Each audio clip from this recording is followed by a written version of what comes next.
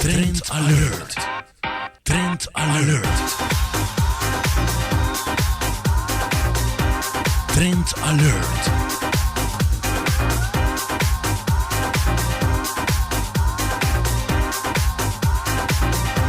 Trend alert.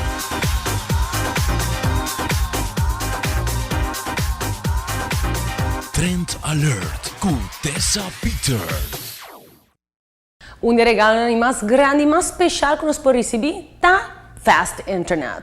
Uma película na casa, sem pensar dois dias para uma película fora. Ainda zona romântica? Tecnologia.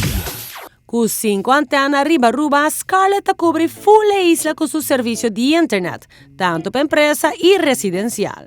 Scarlett Residencial nós estamos focando hoop agora que ribe parte para hinderen que echt quer uma diferença na casa, que quer mais speed na casa, speed ding é sentido de internet. Ora bota hobby riba social media, que bota hobby riba Facebook, Instagram, Snapchat, todo tipo de social media que bota tim viaja é tara para botar na upload of tim viaja vídeo na upload. Se bota gente que tá hobby de música, bota DJ of bota gamer, tim para botar hanya a capacidade é difícil se botar upload speed. Ideal se abot uma pessoa que está praticando a profissão com a ajuda de internet na casa, ou simplesmente se bota gusta desfrutar de uma boa película sem distração. E ribaje é requisito não tá fabuloso.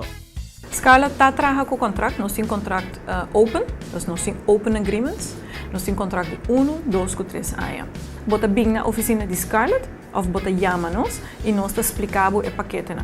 Hobby bem a bisa cliente não bem personalmente. Então, ora bota personalmente que bota diante uma pessoa, bota explica a pessoa hobby mais melhor que naturalmente que bota via de telefone. O contrato inclui um site survey que bota receber completamente grátis, ora que bota decidir de join a família de Scarlett.